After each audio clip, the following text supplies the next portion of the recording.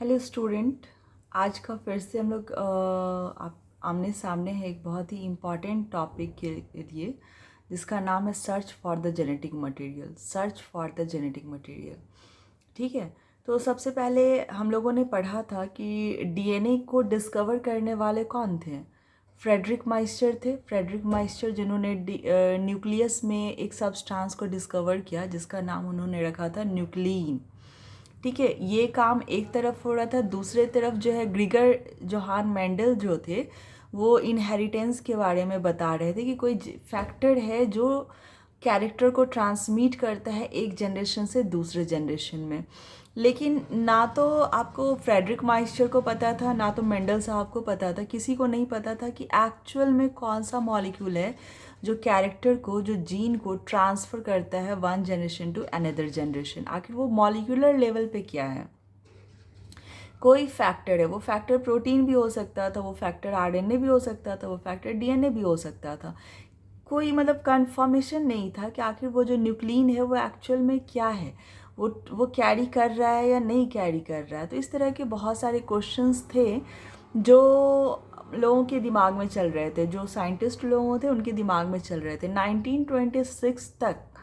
1926 तक molecular level पर ये नहीं पता चला था कि कौन सा ऐसा मॉलिक्यूल है जो कैरेक्टर को इनहेरिट करता है या ट्रांसमिट करता है या किसी एक ऑर्गेनिज्म से दूसरे ऑर्गेनिज्म में जाकर उसे ट्रांसफॉर्म कर सकता है। They had no idea, right.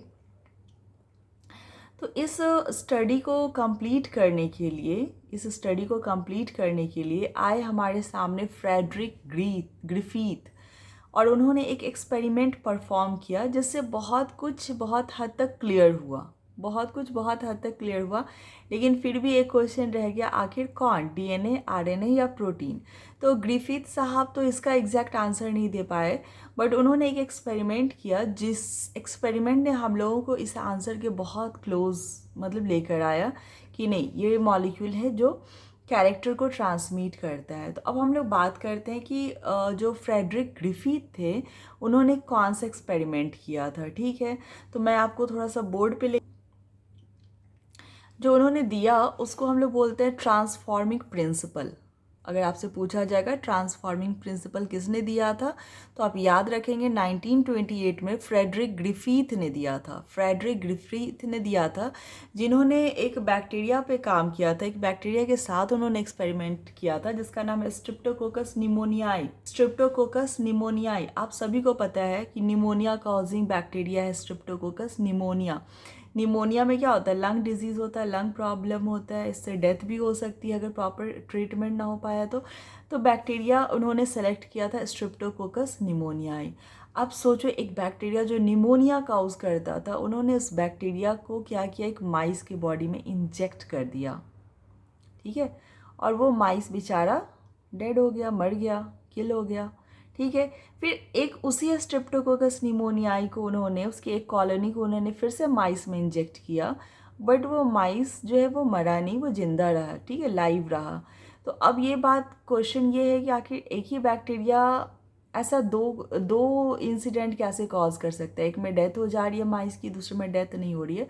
What is going on. तो अब यहाँ से हम लोग एक और कॉन्सेप्ट पे चलते हैं कि स्ट्रेप्टोकोकस निमोनियाई जो बैक्टीरिया है उसके दो कॉलोनी होते हैं। एक कॉलोनी ऐसे है जो कि आउटर सरफेस पे स्मूथ पॉलीसेकेराइड की कवरिंग बनाता है, उसको हम लोग बोलते हैं एस स्ट्रेन। क्या बोलते हैं, एस स्ट्रेन बोलते हैं, ठीक है। स्मूथ सरफेस कंटेनिंग बैक्टीरिया, उसको एस स्ट्रेन बोला जाता है। वो अपने लिए एक पर्टिकुलर पॉलीसेकेराइड बनाता है जो कि उसके सरफेस को क्या बनाता है, स्मूथ बनाता है, ठीक है। तो उसको हम लोग बोलते हैं एस स्ट्रेन ऑफ स्ट्रेप्टोकोकस निमोनियाई। और एक ऐसा उसका कॉलोनी है जो अपने लिए पॉलीसेकेराइड नहीं बनाता है और उसका सरफेस जो होता है, आउटर सरफेस थोड़ा रफ होता है, तो उस बैक्टीरिया को हम लोग बोलते हैं आर स्ट्रेन। क्या बोलते हैं, आर स्ट्रेन। ये दोनों कॉलोनी किसका है, स्ट्रेप्टोकोकस निमोनियाई का है, रफ स्ट्रेन भी और स्मूथ स्ट्रेन भी, ठीक है, आर स्ट्रेन भी और एस स्ट्रेन भी, ठीक।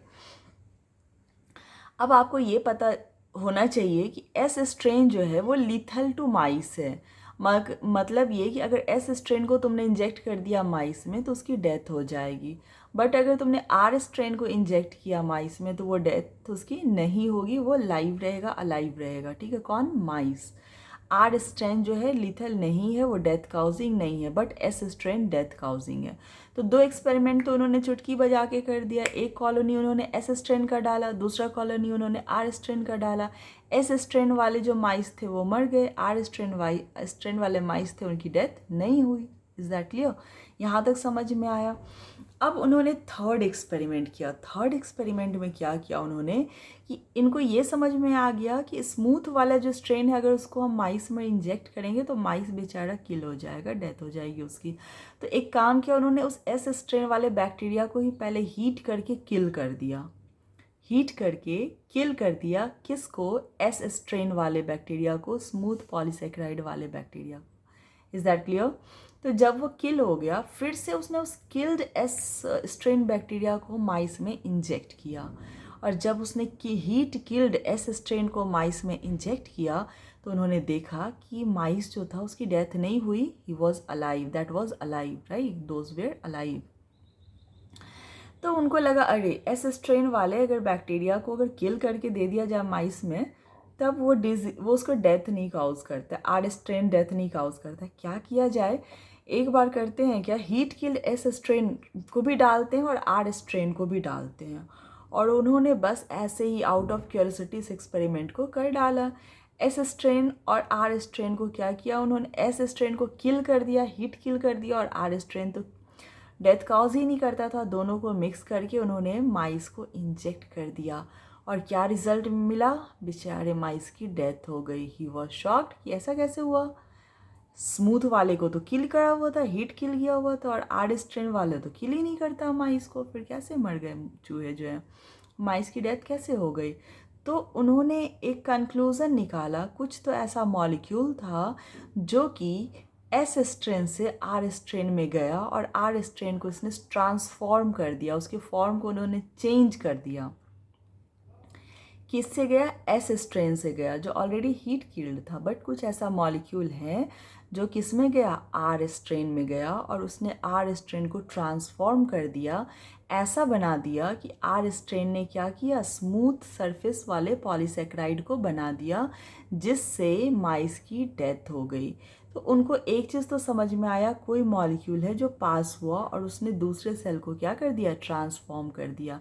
लेकिन क्वेश्चन अभी भी वही था कि आखिर कौन? डीएनए गया, आरएनए गया, या प्रोटीन गया? इस क्वेश्चन का आंसर अगर तुम्हें पता है तो तुम कमेंट सेक्शन में लिखो, नहीं तो मैं नेक्स्ट वीडियो में बनाती हूँ कि आखिर कौन सा ऐसा मॉलिक्यूल था जिसने आर स्ट्रेन को ट्रांसफॉर्म कर दिया। Okay, bye.